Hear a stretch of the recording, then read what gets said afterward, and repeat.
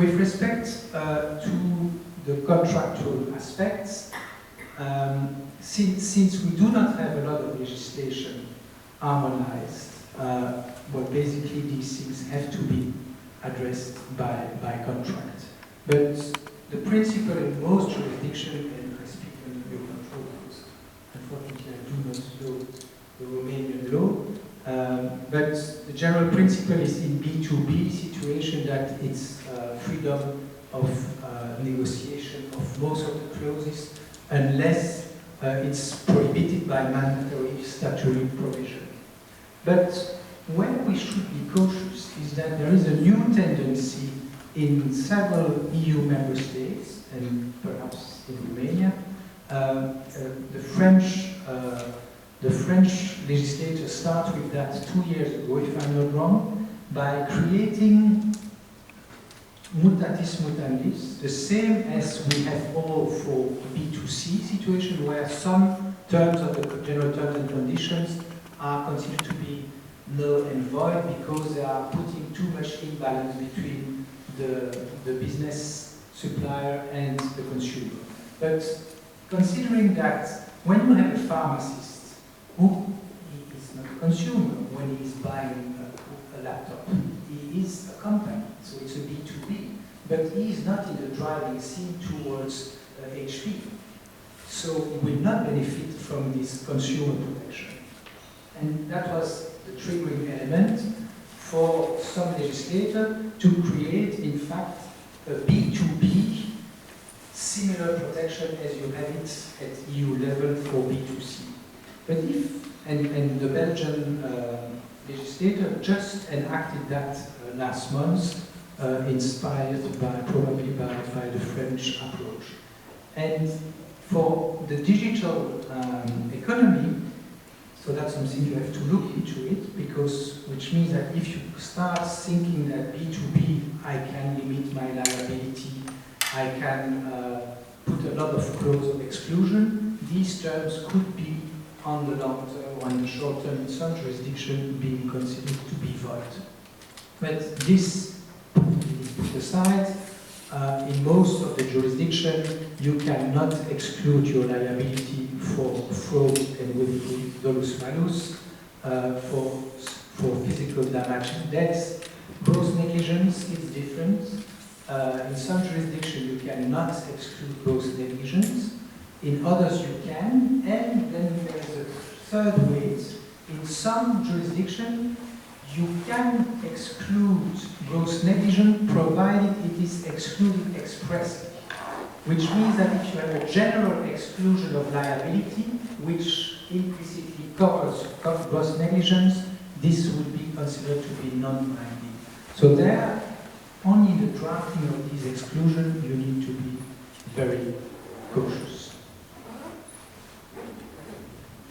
So let's start with an example in order to illustrate the possible solution. We take the example of the Tesla automated car that had its accident in 2016, and a Volvo car from Uber that also had an accident, a fatal accident with a foot. Someone who was just crossing the street with his bicycle, and there was a crash. But who would be liable in this situation? In theory, there are numbers of people that could be considered liable in this kind of situation. The driver, it's obvious, it's his car, so even if he hasn't done anything, perhaps in the first time, he will be liable. But does he have a possible action against all these players? And I will make it even more complicated, because what we will have before having the automated car, we will have connected cars. And connected cars, for those who are not familiar with the difference, because people are in discussions with friends, we are making the two terms. Connected cars is for tomorrow, right? Within 2 years we will have connected cars on the road. Connected cars are cars that are speaking with each other. So when you will be in a traffic jam, for example, the car will anticipate the traffic jam that you have a little bit with the Google Map, etc., but it will be much more sophisticated. When the car just 30 meters ahead of you will brake, you will have information in your system and in your car that they are braking. But let's suppose that the data that are forwarded from one car to the other car are corrupted, and that would have an impact on the automating systems, and that would then cause an accident instead of facilitating the way. So you could have even third parties because all these elements are related to that specific car that you own, but you could have third parties that could impact the liability chain. So how to handle that? It's extremely difficult, which means that as lawyers we have to draft proper contracts. And I think with what exists already, from the tools we have in hand, I think we can do a lot of things already. We know that there is a difference between mandatory and suppletive law. I think it's extremely important to play with that. And as a lawyer, you need to know what is mandatory, because if you start derogating to mandatory law, well, you made a mistake, because that clause will be not considered binding. But an interesting and implied clause is also very important, because I remember a situation where a client wasn't happy with an exclusion of liability term, and he came back and he was negotiating a loan, and he said, I just have deleted the clause. So he was happy because he saw that the cap was not applicable anymore. But the implied term was even worse, because then there is no cap, you are liable for everything. So knowing the tension between implied clause, mandatory and supplied law, it's very important. And then something quite interesting, especially in the digitalization of the economy, is the burden of proof. The implied law is the plaintiff needs to bring the evidence of the mistake of the defendant. But if we take the example of this car crash, how can you, if you are the plaintiff, how can you be sure that you will be able to bring those evidence? Do you have access to the log files? It's extremely difficult. How can you decide who between all these players is really the one who is a triggering event of the fault? So there, what you can consider as a tool, as an in-house lawyer or an external lawyer, is to reverse the burden of proof contractually, which means that makes your life much more easy. You just have to complain, and he has then to bring the evidence that he didn't make a mistake, which is much more difficult. But that brings the problem of the tension between a negative evidence and a positive evidence. Is it possible to bring a negative evidence? Extremely difficult as well.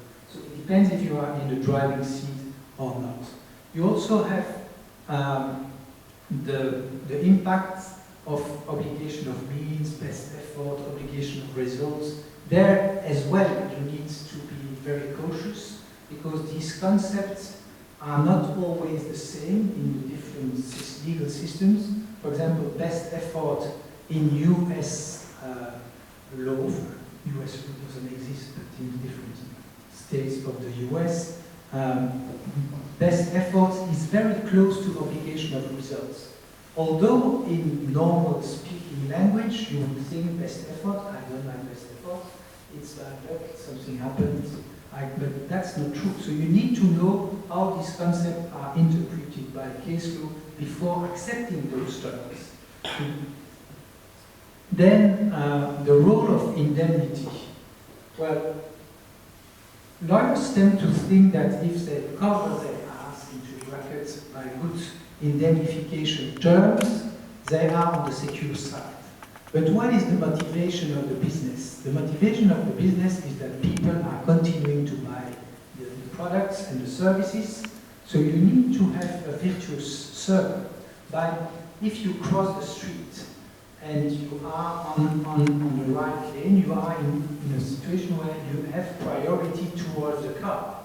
But if you cross the street and you see that a car is coming, and you consider, I have my priority, but the problem is that you will be late because the guy will stop.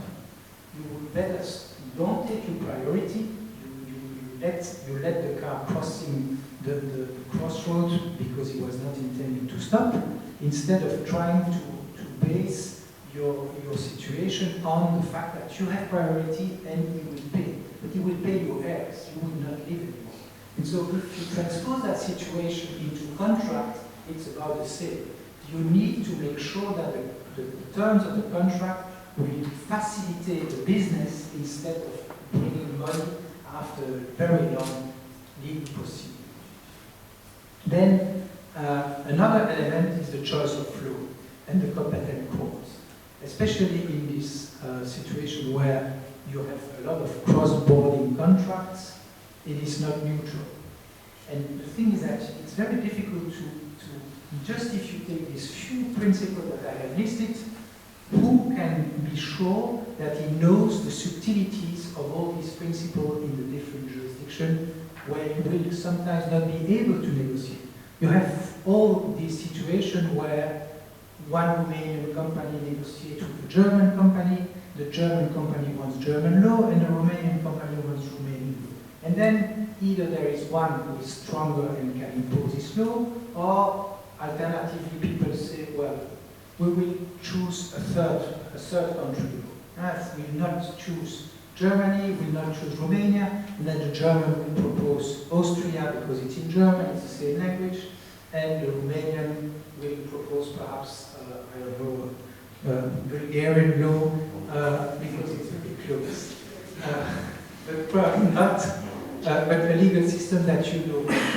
Or you will, and sometimes I think about Swiss law because it's in the what is very bizarre, but it's in the mentality of people are always thinking Switzerland is a neutral country, so we will opt for a neutral legislation, which is totally absurd, but it happens often in practice. So these are things where you have to play with as well. And now, going more in the details of the exclusion clause, you can exclude, for example, liability for misrepresentations. It's extremely harsh, but what you could do on the reverse, because as lawyers you're not always defending the same position, especially in digital economy, when you negotiate with a supplier, he will try to sell you more than what he is capable. In French we say that you are making the future wife nicer than she is in reality. And so it's marketing sales. And then they show you an ideal product. What I tend to, when I can do that in practice, I request that all this marketing sales is attached to the contract. And it's considered to be a representation of your contracting partner. Which means that if something goes wrong at the end, you can then start saying, if I had known that you would not be capable to do what you told me during the marketing speech, I would not have contract with you. And that's very interesting because then you can leverage on the concept of culpa in contracto, which means that you are in fault by your contracting partner before the execution of the contract, which means that as a result, all the caps and all the exclusion of liability terms do not apply. And that's an extremely good system to force negotiation and to increase the level of the damages that you receive from your contracting partner. So you see, there are already a lot of things that you can use. We do not have always to create new stuff. With respect to the limitation, that's quite easygoing system. You can play on the cap. You can play also on direct and indirect damages. And in here, you also have to be very cautious. In the normal language, indirect damages are, we think, all the damages that are not directly related with the accident. If we take again the accident of the car, well, there is an accident, I broke the bicycle of the person and his legs, so I will have to pay for the doctors and his hand, let's say his hand. I pay for the doctor and for the bicycle, but the problem is that this person was a famous pianist and we have ruined his chance to receive a very huge prize that will launch his career. And that's, we think, in normal language speaking, an indirect damage. The problem is that in nuclear jurisdiction, this is a direct damage and not an indirect damage. Which means that if you should, in order to avoid these difficulties, you need to define what you understand under direct damage, so you contractually create a new concept of indirect damage. The limit of these caps, if you put a too low cap, it's possibly annulled if it's an incentive not to abide with the contract, or if, in fact, it reduces the philosophy of the contract to nothing. That's quite clear. With the warranty clause, you can also try to exclude them. You've certainly seen in lots of US-driven contracts that some terms are capitalized in bold. It's because it's imposed by law in the US. So if you do not know that, if you don't do it, you will have a problem of binding character of your specific term. But all these elements tend to be post factum. And what is, I think, important to address as lawyers in the context of drafting contracts with respect to digitalization services and products, it's to anticipate how can I make sure that whenever I will have a problem, I will be able to succeed in my claim. And that's, I think, the real challenge. And what I suggest here, it's I think the key word is transparency. And as we have the principle of privacy by design under the GDPR, I would propose to create the principle of evidence by design. And so all contractual partners should structure their products in a manner that facilitates access to evidence in case of breach or in case of accidents. And that has a software component, like for the GDPR. You need to technically implement the traceability and logging requirements, and a legal component, which means that you can have access to these evidence. It's not so easy because you have trade secret issue, you have confidentiality, but I think as lawyers we can address that with some creativity. With respect to IP breaches, their damages is not enough. Because if you have products with embedded software, and if at some stage you risk to be blocked by a cease and desist action because there is some infringing code in that embedded software, you are in trouble.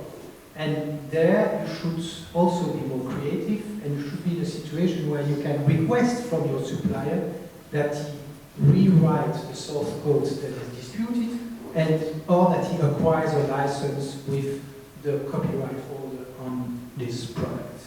I think that it's key, and it happens more than you think, even when you are not negotiated with counterfeiters. Human beings are, in essence, lazy. And IT developers, when they work on products, first they are not lawyers, so they do not realize always the consequence of what they do. And secondly, they are often